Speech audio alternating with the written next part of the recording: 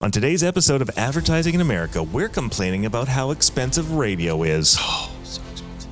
Is it too expensive? You can never say a medium is too expensive until you know what your alternatives are. Compared to TV, radio's probably cheaper. Compared to billboards, I don't know. You need to reach at least 12% of the market 2 to 3 times per week to get the kind of results that we do with radio. And in many cases, that will cost the client a lot of money. Before I talk about radio, which our clients use a lot, I want to remind you how the Wizard of Ads gets paid. Our clients pay us not by how much money we spend or how much time we spend working on your account.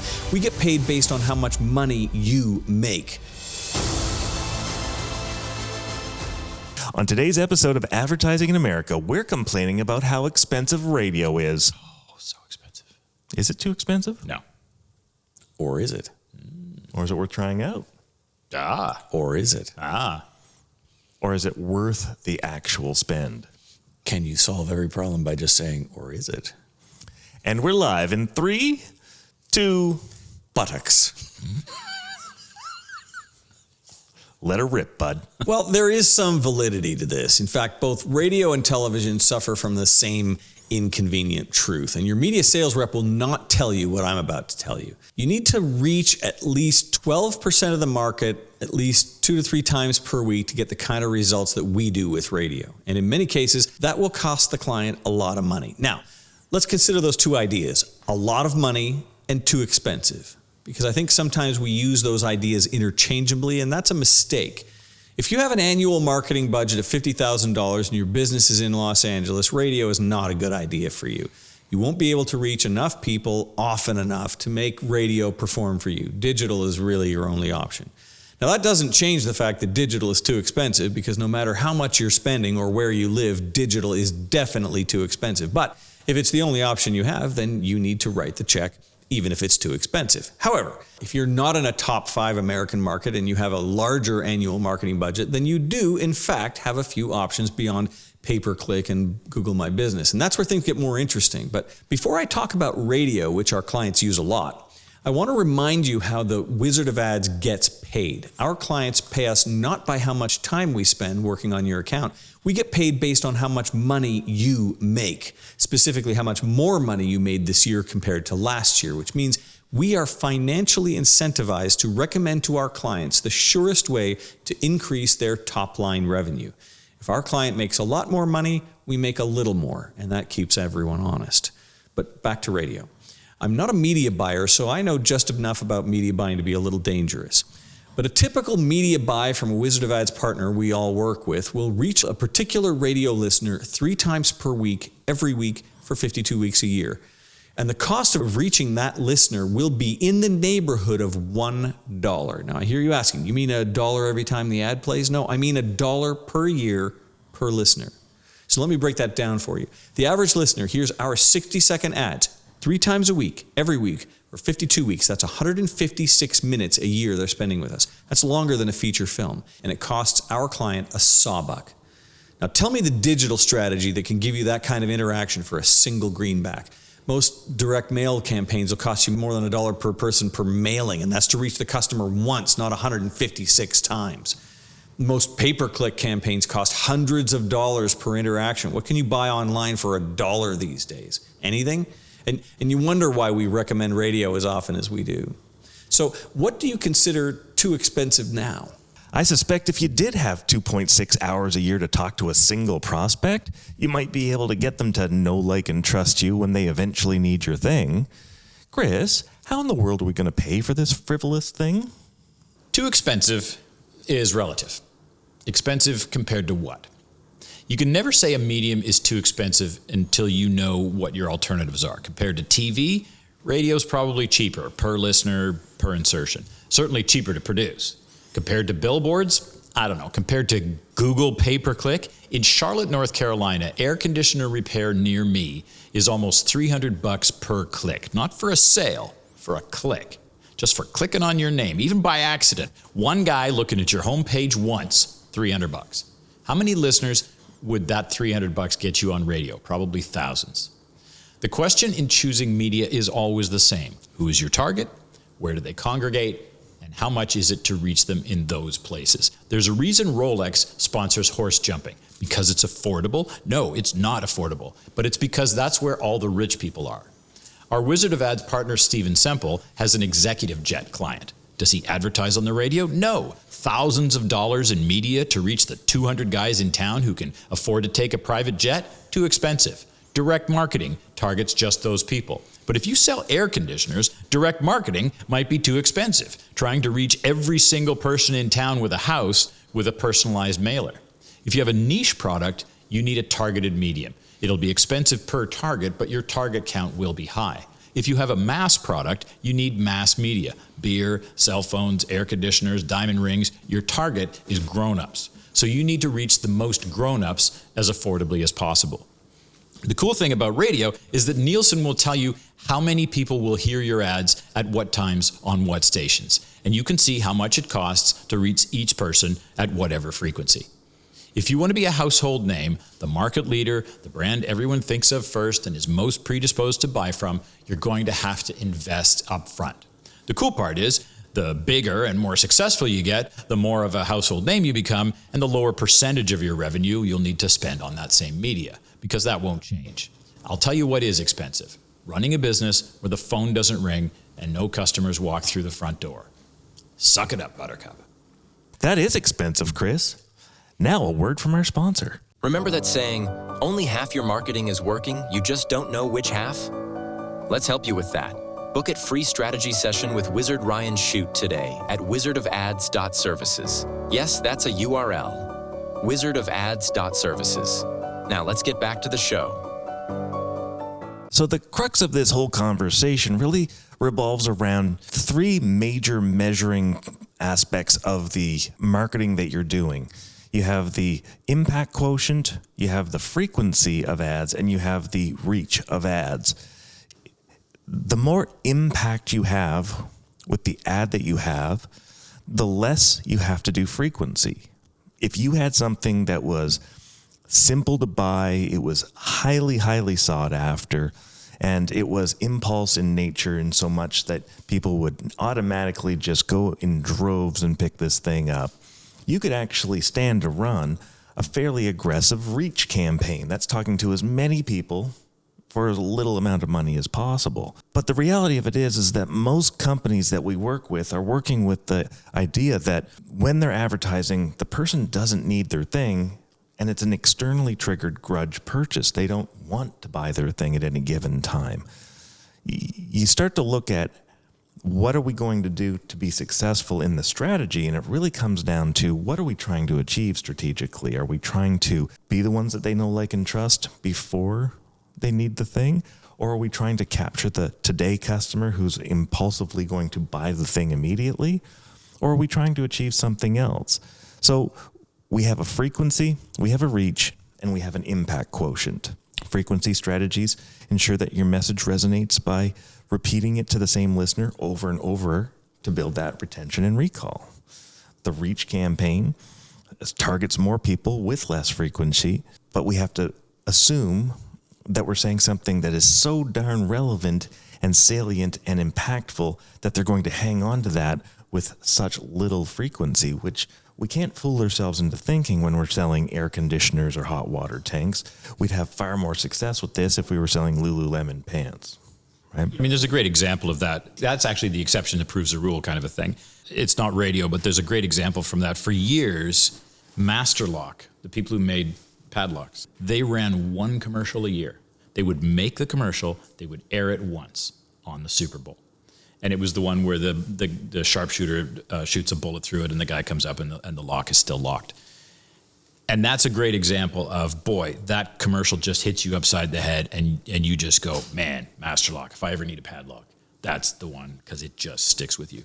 But just because a company like that can do that doesn't mean that's how other companies can build a brand. You can't just say, well, we'll do the same thing with our thing. We sell pencil erasers. And so we just need to come up with as gangbusters a spot for pencil erasers, and we can do that too. It's kind of the exception that proves the rule. Almost everybody else who wants to be a market leader in something has to do it by being omnipresent and communicating something consistent about their brand that they are omnipresent in doing. Well, right? you brought up an interesting point. Do we want to build the brand and wait for people to need us, or do we want to speak to the person who wants to buy today? Well, statistically, if you talk to 100 business owners and say, which of those people do you want to talk to? Pretty much all of those business owners, with one or two exceptions, will say, we want to talk to the person who wants to buy today, which for our clients is freaking great, because what that means is that we now have the opportunity to win their hearts and minds literally years before they become in the market. But people are so laser focused on what can you do for me right now that they will ignore all that. They will pay through the roof. They will bid against everyone else who just wants the person who wants to buy today. And the next thing you know, they have to spend $300 for a freaking click. Well, that's awesome for my client, because my client is not going to wait until they need us to put their name into their head. They're actually going to get to the point where you're saying to yourself, I love this company so much. If only my roof would start leaking, I would know which roof company to call. So the opportunity that businesses have to beat those guys is tremendous, because statistically, so many of them are thinking such short term, and radio is not a short term medium. Well, and it's not just grudge purchases either. I mean, I have a list of hamburgers that I like, or hamburger restaurants that I like. I have a list in my head of pizza places that I like, soft drinks, beverages.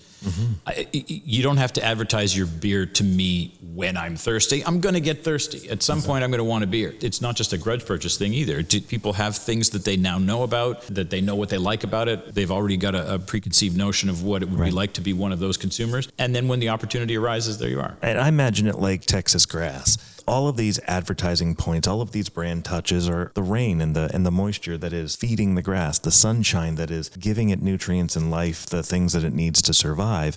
And when it's not exposed to the elements that make it survive, you're going to have it dissipate like Texas grass in the summer, right? It's going to turn gray, it's turn brown. And these are your neurotransmitters. These are the things where they're literally forging the wiring in your brain, and that wiring will eventually die off.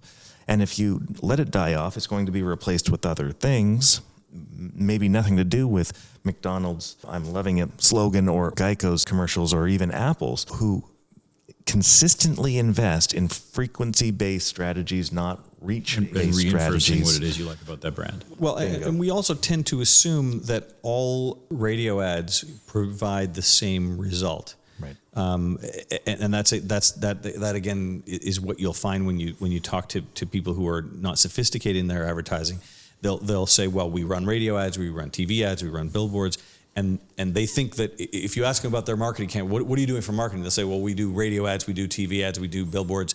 We have a website, we do pay-per-click. And say, you haven't told me anything actually. You just told me you told me how you say it, but you haven't told me what you're saying. Right. And so many people are thinking backwards in that sense. They focus more on how they're going to say it, which is the medium, and less on what they have to say and why anybody might want to hear it and might resonate with them in any way. If you run a radio ad that's shitty and sounds like everybody else's, well then radio is absolutely too expensive. It's not going to perform for you. And ditto for TV and ditto for billboards. I mean, if all your billboard campaign is a picture of your product and where to purchase it, well, that's a crap billboard and it's not going to work. Billboards are too expensive. Well, true enough, but why are you thinking in terms of what's too expensive? You should really be thinking about what it is that you want to say, why that's going to stand out from what everybody else is saying as compared to the other people who sell what you sell. And if you can come up with a really strong, compelling reason why purchasing from you is good for me, then that will be a tremendously effective ad on radio, on television, online, no matter where you go. So people ask us this question all the time. How can you afford to do radio? Radio is really expensive. Well, radio is only too expensive. Any medium is only too expensive when you don't put good content on that medium. Yep. A huge component. Now, there is a psychological principle around repetition called the mere exposure effect. And in this effect, what we're talking about is the psychological phenomenon where people tend to develop a preference for things simply because they are familiar with them. Repetition through frequency creates familiarity, which leads to trust and the likeliness of a purchase. So this is an exercise in embedding, in retention, in recall. In those markets where brands are quite weak, we find that it's very easy for our customers to stand 600 feet above the competition. Now, when you're in a very saturated, brand-rich market with high frequency, it is incredibly difficult to penetrate that market as a new brand coming into the space. because they already have a known, like, and trusted supplier of whatever it is, the thing that they're selling. And trying to beat that guy, or at least even play in the same league with him, is very expensive, regardless of how you would try to achieve that. No matter how you try to achieve it. Now, data from the Radio Advertising Bureau shows us that the frequency of ads is more likely to drive consumer action, such as a visit to a website, making a phone call, or even purchasing. Ads heard multiple times are more likely to translate into engagement and conversion compared to one-off ads and in infrequent impressions that you see on digital campaigns. You wonder if that's where, when you get people who say, well, yeah, we tried radio, it was too expensive. Did they do it? You know, you talked about in another episode about buying 52-week media. You know, the number of people who, they tried running an ad for 13 weeks and they didn't, they asked around, nobody heard it and whatever. And so, but it cost us 10 grand. Then let's go and put up a billboard for a couple of weeks. You know, that's so expensive. Right. We spent 10 grand on this thing and hardly anybody heard it. Well, no, it's because you didn't use the medium properly. You didn't get the reach and frequency. You didn't get the consistency out of the messaging. You didn't let the campaign become part of the consciousness by being always there, by continuing to grow the campaign and draw people along in the story of the campaign. There's two big things that come from that. One is you haven't let the advertising live longer than the purchase cycle. Yes. Right? And if your purchase cycle is longer than your ad campaign, you've already lost, right? You're only going to get those today buyers if you're lucky. The second is what's most important here to remember, that advertisers are selling you advertising so that they can make a commission and a paycheck. We're selling advertising and using radio and TV and whatever the most cost-effective medium is for the maximum frequency and reach, because we're trying to avoid advertising decay. We're trying to avoid the decay of that loss. Now we're trying to increase our clients' top line revenue because that's how we're paid. We're paid on sale. Absolutely. And we're not going to be successful if we don't play a game that's congruent with the brain. The first part of that brain is 7 seconds. They're going to hear your ad and try everything they can to forget it. The worse the ad, the easier it is to forget it, and less frequency, it's very easy for it to dissipate and disappear. The second middle part of the brain lasts about 7 days. And in that 7 days, what we're looking at is sleep, constantly erasing the brain. It's kind of like those old PCs that would defrag the drives and consolidate all of the information to get it more tight and bright, hanging on to the things that mattered. Well, if you've had some frequency throughout those 7 days, and you've said something that's salient, that has value and weight, and it might just be in humor, it might be in making them angry or even cry or endeared towards you, then you have some chance of throwing a brick into that long-term chemical memory of the brain. And that long-term chemical memory is where we're really trying to take up residence. We want our real estate in the chemistry of their head so that we become a part of the entire fabric of the brain. Now, there's two major components that do that. One is every time they see and get an impression of your brand, be it a truck wrap, a billboard, a Google impression, a Facebook impression, somebody gives them a word of mouth, and then they hear some radio ads. Well, those are all bricks, right? And those are all bricks that either come in clean and pure or broken because they've had some set level of impact that matters. The second important part is the part that basically everyone forgets, right? Unless you're a really good big advertiser like the Apples and the McDonald's of the world who understand that it's the emotion that brings the mortar into this equation. The emotion is what allows you to go from just having a stack or a pile of bricks in the chemistry of the brain in that real estate, and the opposite being a McMansion, being able to build as tall and as big and as wide as you want. 10 years down the road, imagine how big this beautiful mansion of a brand is in their brain because you had mortar to start with in the first place. Emotion is the thing that makes it stick. That's the salience, the impact quotient, the importance of all of these aspects of your brand coming together and making a beautiful, beautiful piece of architecture called your brand. Yeah. And I mean, when you talk about emotion, there are certain media that lend themselves to building that emotion and certain media that don't, right? Very true. A billboard is not particularly emotional. You can try and put a sad puppy on and say adopt a puppy as a little bit of emotion, but it doesn't really do it. What does it is the broadcast media. And that's where, and in radio, especially when you can do, somewhat more affordably, can do 60-second stories where you could draw people into a thought and you can expand on it and you can bring nuance to it. That's a medium where you can deliver on that emotion. So the value of that is amazing. I want to bring it back to something that you said, because it sounds like a little thing, but I think it's a big thing. Comparing when you expect the advertising to succeed as compared to the purchase cycle. I think that's something that people don't pay attention to enough.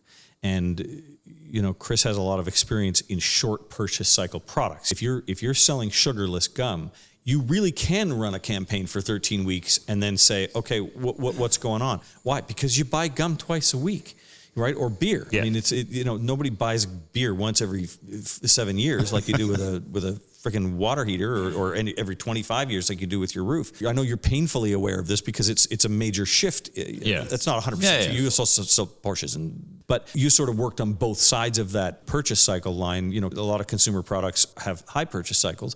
And so it's easy to say, well, we can run this TV campaign, this radio campaign, and say, well, let's start measuring the results. And at the big agency level, when you're selling Gatorade, you would absolutely say, okay, so then what happened? Did more people buy Gatorade? Did it go up this summer after we ran these ads? After we ran these ads. If your business is not I purchase it every 2 weeks kind of product or service, then you really have to factor in that if this is an every 5-year purchase, and every 10-year purchase, and every 20-year purchase, then measuring after 6 weeks or 6 months is ludicrous, because we're not catching up with you. You can win my heart, and if there's nothing wrong with my roof, my air conditioner, or my used recreational vehicle, I'm not going to make a purchase no matter how good your ads are.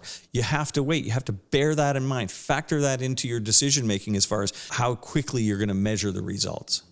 And that's regardless of media. So hugely important. And where we get lost very often when I talk with various clients in various industries across the world, what I'm hearing them believe is the purchase cycle and what the actual purchase cycles are two dramatically different things. Most air conditioning people in America think that their purchase cycle is every 6 months, when what the data tells us that it's actually every 2.3 years, and that the replacement on an average air conditioner system is, in their mind, 10 years, because that's when the warranty's over, when they start trying to sell it again. When what the reality is that it's more like 19 years, regardless of what part of the country you're in. Because you can fix them. Because you can fix them and you can maintain them, and you can actually not worry about buying a thing that they don't feel like they need to be bought just because you're trying to sell it. So when you start to look at the real math versus the hopeful math, we end up kind of, again, falling down these rabbit holes of red herrings and unreliable conclusions based off of your desires, not the reality that you're facing. So look, if you want to get replacement business, you're chasing after a 19-year cycle, not after a 10-year cycle. That means you have to advertise for 19 years to get the full breadth and power and impact of your advertising. Because if they bought one today and they buy one another 19 years from now, on average, which is what the industry data tells us, then in fact you have to wait that long. What can we do in the meantime? We can do maintenance. We can do repairs. We can do such a wonderful job that they refer us to other people, so delighted that we don't have to pay them for the referral. They will give us unsolicited 5-star reviews, and they'll be very, very loyal to make sure that they're not only buying from you, but insisting that their friends and family know that you're their guy. So is it expensive? In conclusion, I would say yes. It's not cheap. I mean, it's not cheap. It's probably the wrong word. We're probably using the wrong word. If you're thinking that radio is too expensive, you're probably using the wrong word, and you're probably thinking of the wrong problem. Right. Well, and that's exactly it, is where do I put my advertising dollars, my limited advertising dollars, in all fairness, because we're not dealing with the Apples and the Googles of the world that have infinite budgets. Throw the money at the problem, yeah. Right. What we do work with is small businesses, $3-5 million shops who are aspiring to get to $20, $30, $40, and $50 million, some $100 million, and some more. Is it expensive for a $100 million shop? The answer is, we started with a shop 12 years ago that was $9 million shop that ran a 12% marketing budget.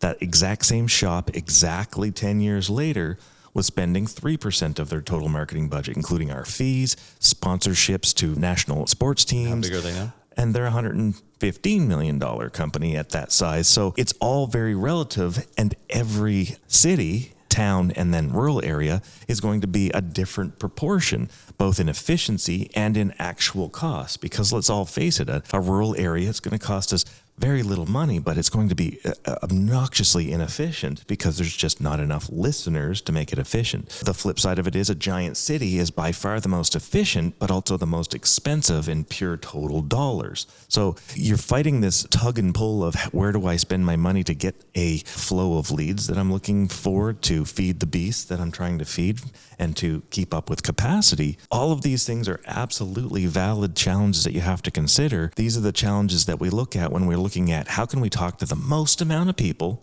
for the least amount of money, right? And when we figure out that radio ends up being a very low production cost that reaches the most amount of people at frequency, so now you're embedding into them, the cost truly is in that first couple of years until the purchase cycle starts to cycle in and kick in. Hey listeners, Wizard Ryan Chute here. Want a personalized strategy to instantly 4x the effectiveness of your marketing dollars? Schedule a free call with me at wizardofads.services. We'll chat about your goals and how you can quickly dominate your marketplace. I have limited availability though, so don't delay. I guess you could delay it a bit, but not too much. That'd be like an over delay. So maybe just skip the delay part entirely and book your call just as soon as you're ready to start making money.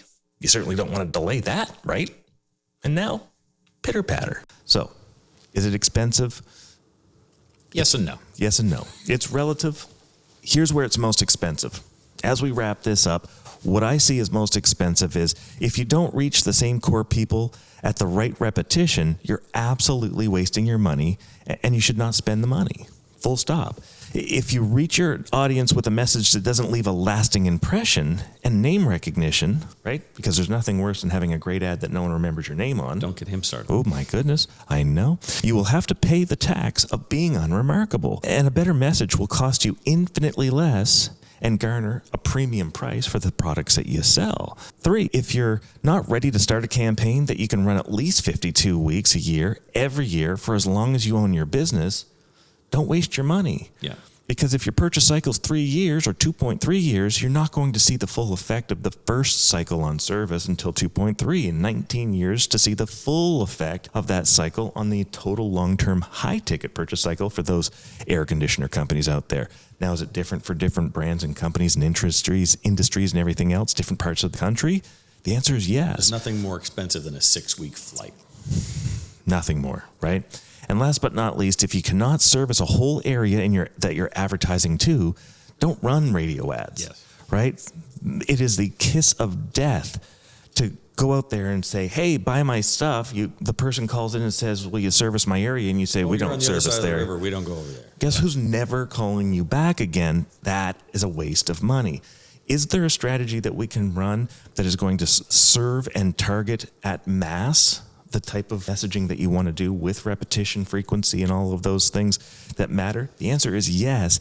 It's not about choosing radio for the sake of radio. We're media agnostic. We don't care. It's about choosing the marketing channel that is going to serve the need of the situation that you have at hand right now, based on your budget, be it that you're $1 million company or $100 million company. It's all going to play out to suit your specific situation, not the blanket situation that happens to make sense or not make sense to an industry debating whether or not a channel makes sense. The channel's the last thing that we want to worry about. The first thing we want to do is, what's your strategy? How are we going to tell your story that's going to be impactful enough to deliver on a channel that is going to get the frequency and repetition for the budget that you have at hand? Work with what you've got. That's one of the things that we deeply, deeply believe in.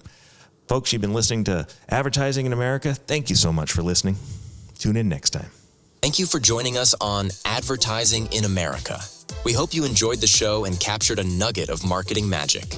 Want to hear more? Subscribe, leave a review, and share this podcast with your friends. Do you have questions or topics you want us to cover? Join us on our socials at Advertising in America. Want to spend your marketing budget better? Visit us at wizardofads.services to book your free strategy session with Wizard Ryan Chute today. Until next time, keep your ads enchanting and your audience captivated.